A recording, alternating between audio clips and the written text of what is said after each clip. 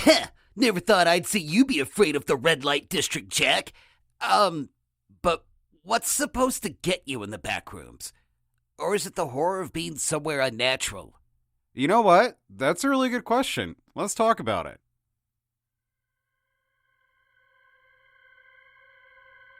Good morning, gabies and babies. It's your favorite radio broadcasting host, as ever. It's me, Jack. You know, that person. The person that often used to record for you and now seemingly doesn't because capitalism.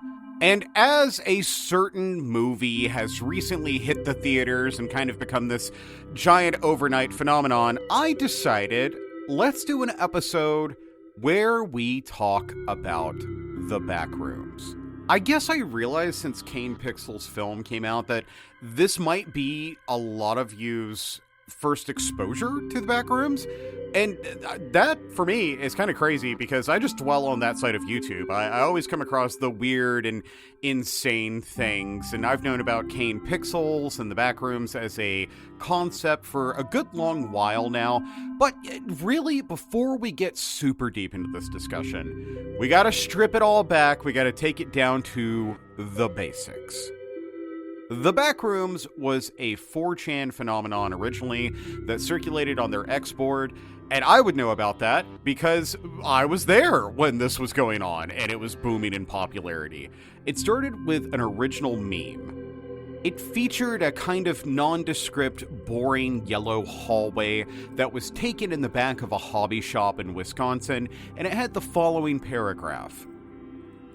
If you're not careful, and you no-clip out of reality in the wrong areas, you'll end up in the backrooms, where it's nothing but the stink of old moist carpet, the madness of mono yellow, the endless background noise of fluorescent lights at maximum hum buzz, and approximately 600 million square miles of randomly segmented empty rooms to be trapped in.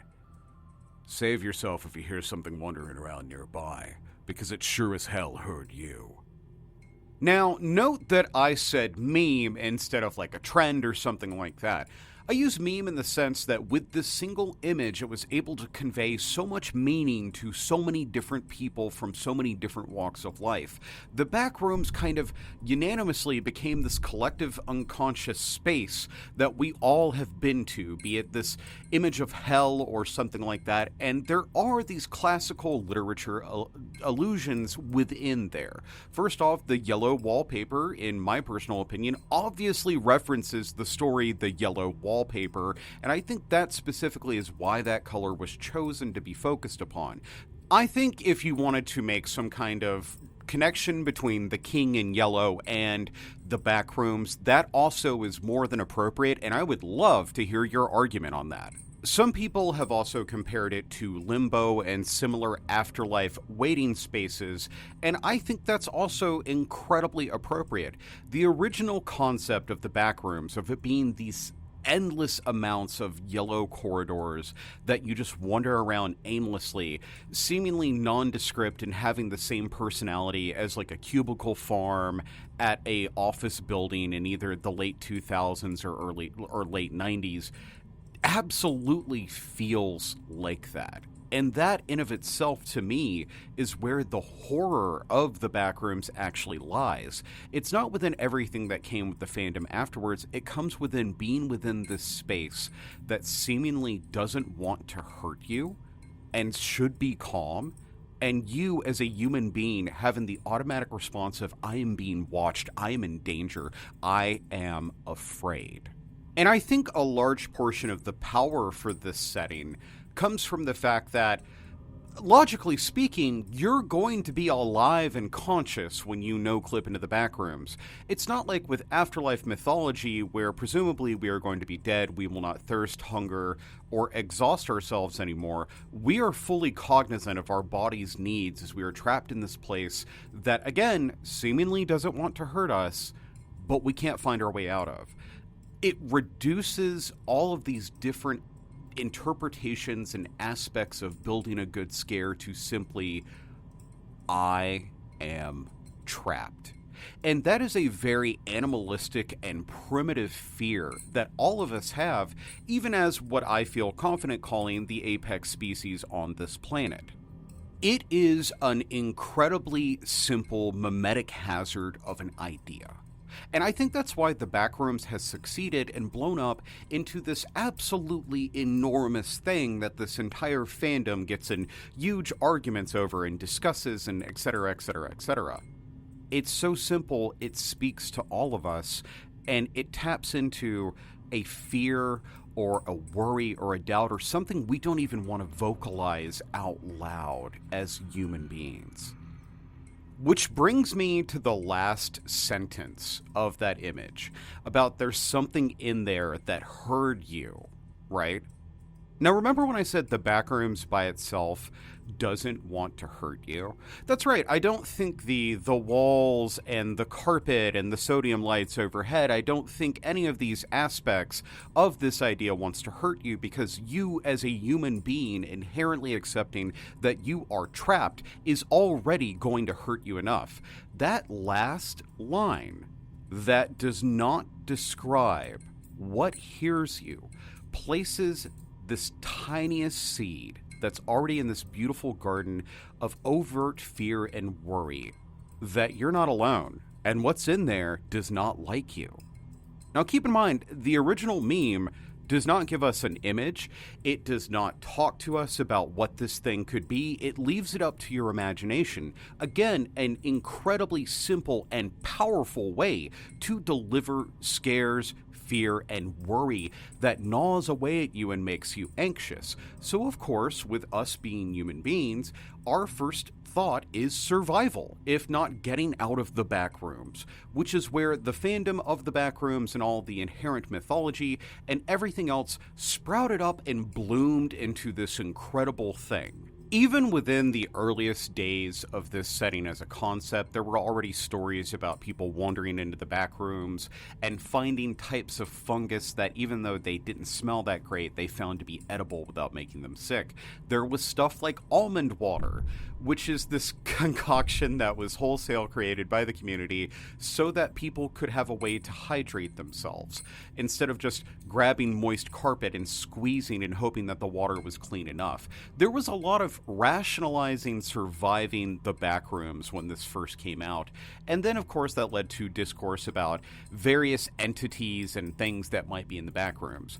The very first one that was ever created was called the life form. Now, that in of itself, much like the original meme, does not really tell us a hell of a lot. And in a lot of the original memes, it was portrayed as these black squiggly lines that kind of looked like they were clipping in and out of reality, but there wasn't much more put into effect there. It was left up, again, to the audience's imagination and what they themselves could conceive of being in a space like this. So, some people interpreted it as a fungus, some people interpreted that as a fourth dimensional being, some people thought aliens, some people thought government conspiracies. Everybody had their own take on it because, again, this concept appeals universally across the board on the axis of you are trapped and you may not make it out. But this is kind of where we got to our first divergence with the community regarding the concept for the Backrooms, because we were all having incredible difficulty answering one question. Why do the rooms keep changing? So we're going to talk about Kane Pixels in a little bit and his interpretation of the Backrooms, both in his series and movie, but I feel it's way more important and we can save ourselves a lot of grief if I talk about how the fandom interpreted the Backrooms. So, the fandom itself started creating different levels and air quotes biomes to fit the needs of what they wanted to create for the narrative that were going on in their individual heads. If you're going to say to yourself, wow, this sounds a lot like the SCP organization, you're completely correct. It's the SCP organization, only it's locations instead of entities and a bucket that can kill you. And let me emphasize, as somebody that is a fan of the Backrooms and obviously a huge fan of the SCP organization. I don't hate that approach. I think it's a really cool idea, and I think anything that encourages people to engage with the arts and be creative and express themselves is undoubtedly a very, very, very good thing. I have no problems with this approach because it has led to some of the largest collective pieces of art in human history. Again, huge fan about the SCP approach and the Backrooms approach. There's nothing wrong with that there. And we even got some incredible level and biomes ideas. One of my personal favorites actually involves you just getting dropped into an endless ocean with a Leviathan-sized creature, and there's various doors around. And if you open the right door, you're going to be able to get out of there. But it's a race against time against this giant thing that may or may not even care that you exist. Incredibly terrifying as somebody that doesn't have thalassophobia, but can't swim. Surprise! After 10 years, you guys get to find out that I can't swim. What? I live 5 hours from a body of water. Why the fuck would I ever need to learn how to swim? There's also a level that is just a complete copy of the Earth, and it's up to you to realize if you've actually escaped the Backrooms or not. It reminds me a lot of one of my favorite creepypastas, No End House, and the idea of that being executed at scale is absolutely terrifying. Speaking of which, No End House actually had an entire season on, I believe it was Channel Zero on the Sci-Fi Channel. You can probably find that pirated somewhere. I really recommend watching that season in particular, especially if you're into Backrooms media. For every fear that you individually as the audience listening right now might have, there's probably a Backrooms level that very specifically focuses on that. So this, of course, also led to the creation of various monsters and things of that nature to more flesh out these levels and biomes and to help people engage with them in a more approachable traditional horror sense. Once again, I don't think this was done with bad intentions. I don't think it was a bad idea. I support anything that gets people being creative, but the fandom took what they had made very, very seriously. And this led us to the first problem with trying to translate this into a very serious horror movie. Now, let me be completely sincere and clear here.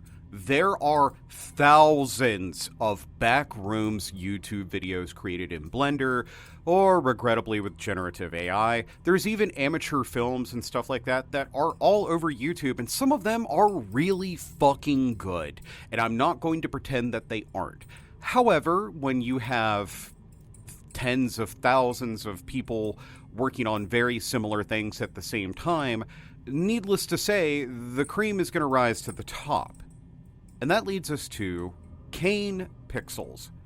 Kane is a 20-year-old, now famous, director and content creator on YouTube who had a series that focused very specifically on the Backrooms. It included live-action segments along with full-on renders in Blender of these various levels. Kane very specifically was creating a narrative about a research group called Async Research who formerly worked on MRI machines until they noticed that they were able to rip a tear in the fabric of reality and started exploring the Backrooms.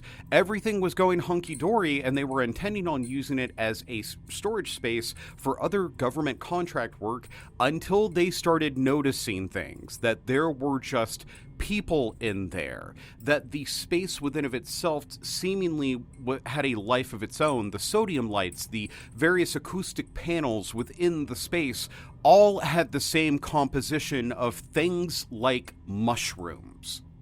It wasn't just a building, it was a living space, this organic thing that was constantly changing in order to accommodate either the needs of those going in or its own needs. And I think that divergence is something that we really need to focus on. Kane does not view the Backrooms as this magical space that you get teleported into.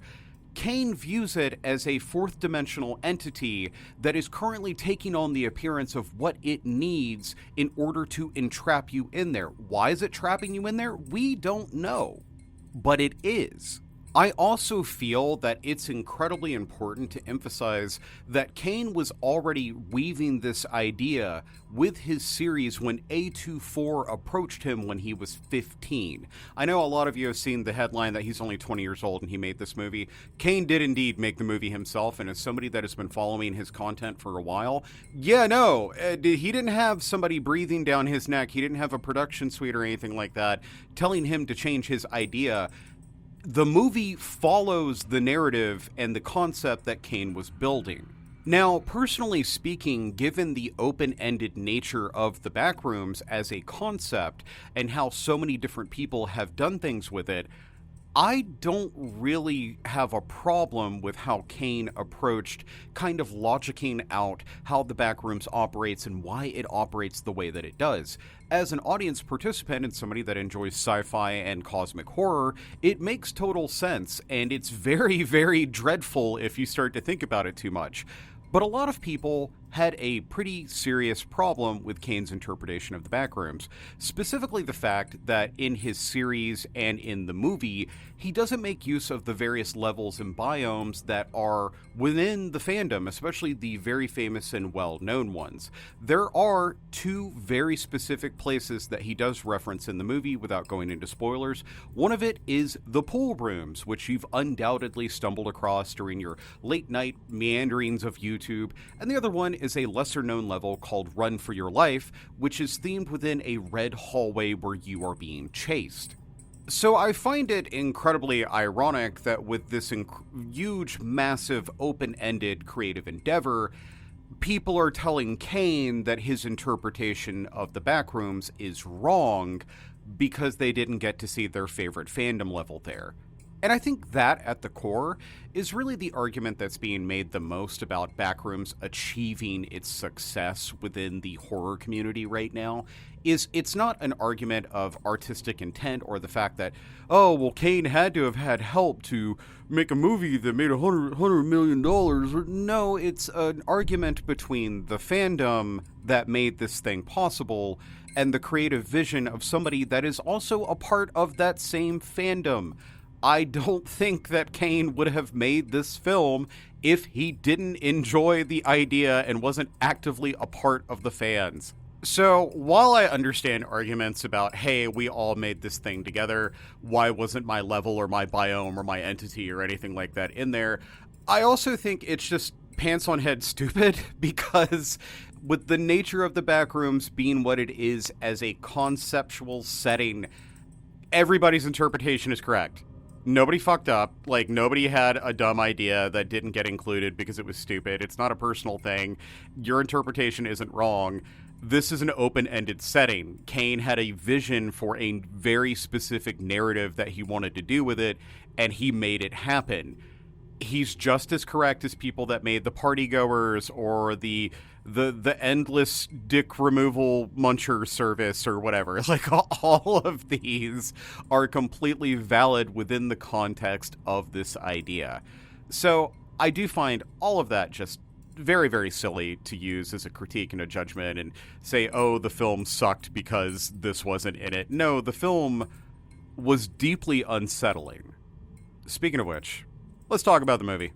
So, the Backrooms film. The first one, because this was so successful that Kane is already looking for another person to collaborate on a script for the sequel, centers around Captain Clark, who runs a discount furniture store called the Ottoman Empire, his therapist, and his 2 employees. There's other characters in the movie, but it really just centers on those 4. However brief the employees are in the film. Spoilers, forgive me.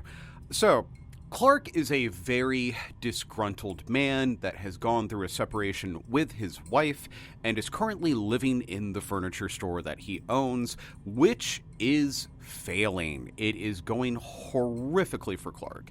So, Clark's entire worldview has been embittered by the fact that he does not view himself as a success. He is sleeping in the store that he owns that he didn't want to work at because he wanted to be an architect and make these fantastical buildings where you can move the rooms around because, in his own words, there's no rules.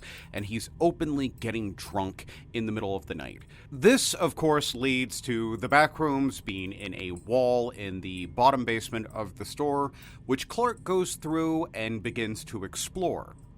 So, I don't want to get into spoilers. I highly encourage all of you to go see the film. It's really good. I had an excellent theater experience. Our theater was mostly quiet throughout the entire movie, which was really nice. I know some of you have had to deal with screaming children and everything else at this film, but I do encourage you, while possible, please go see this movie in theaters. It is very, very good. Without getting into spoilers, though, I can say this.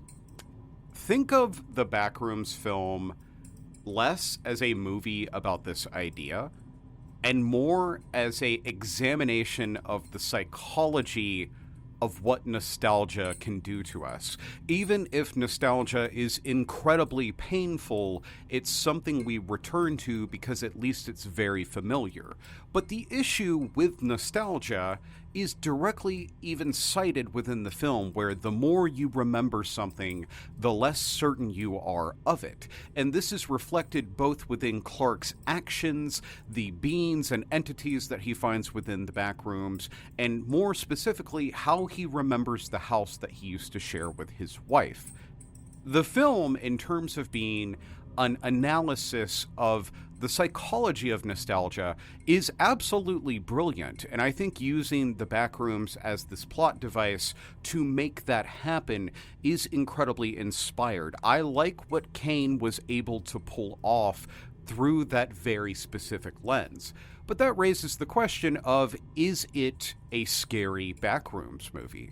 With so much of the film done via practical effects, not only does it look great and the color grading and everything is just on point and perfect in my personal opinion, not only was the acting great, I genuinely believe that this film is going to hold up for a long time, if for no other reason than the practical effects, including the entity that appears towards the climax of the film. All of it looks fantastic, and personally speaking, I find the view of these giant spaces that seemingly stretch on forever and ever, captured via the use of practical effects, especially horrifying. I feel like if I no-clipped into that environment, I would react much like anybody would, with fear and terror and the slow building dread of tension that comes along with being trapped, like we discussed at the beginning of this recording. I do want to say that with this film following a clearly defined 3-act structure, that the first act is very, very slow. And either you're going to be invested from the jump and paying attention to all the little hidden details and everything, or you are going to be kind of bored through the first act. The second act is where everything begins to pick up, and the third act I liked. I find myself at odds with a lot of people's opinions about the third act. It felt very satisfactory, and I kind of understood why it had to end that way. But I also understand people saying that the ending felt rushed and kind of came out of nowhere, though I personally didn't believe that.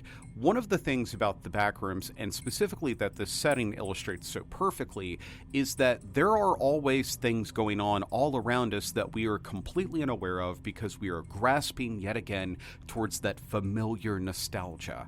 And so, through that particular lens, the ending not only made sense but came at the appropriate time, given that Clark had disappeared for so long that it prompted his therapist to come looking for him.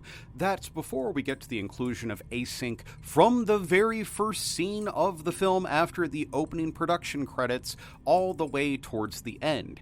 There is this larger plot going on with this minor thing happening with our characters. So personally speaking, I felt that the ending made sense and that it was very good. I had no issues with how that ending was executed.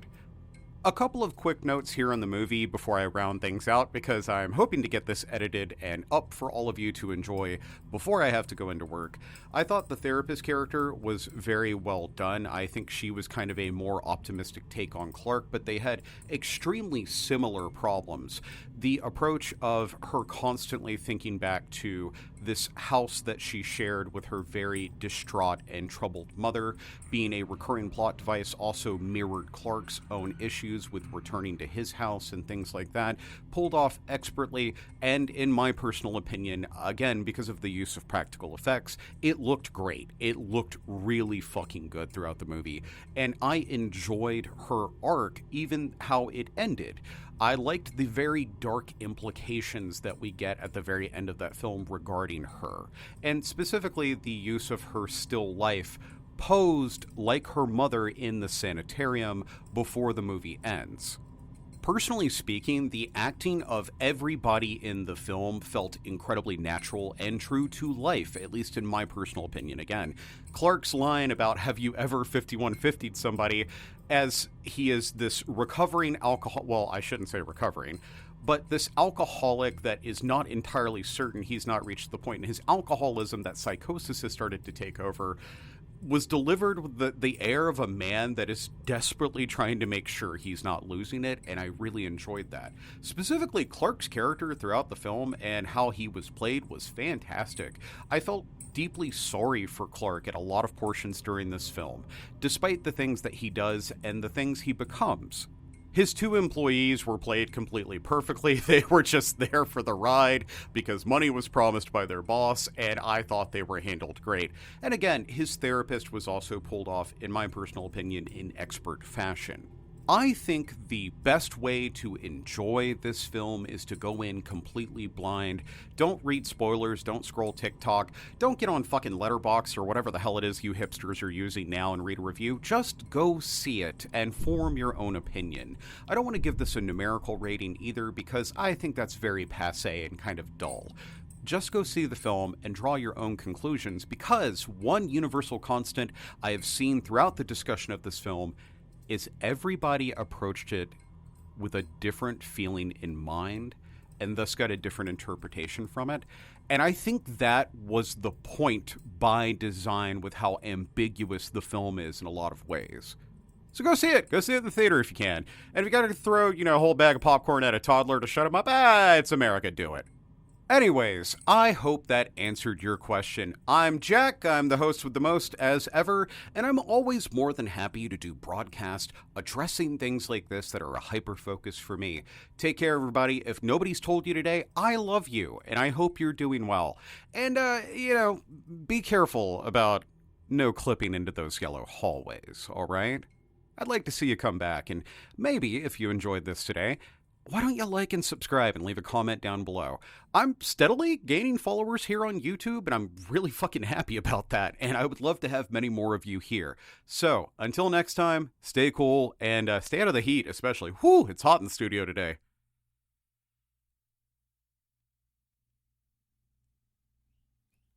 Shawty said don't get in her back rooms. It's endless in there. And I said, girl, you've been leaving a snail trail since you came in this trailer. I'ma find a way in.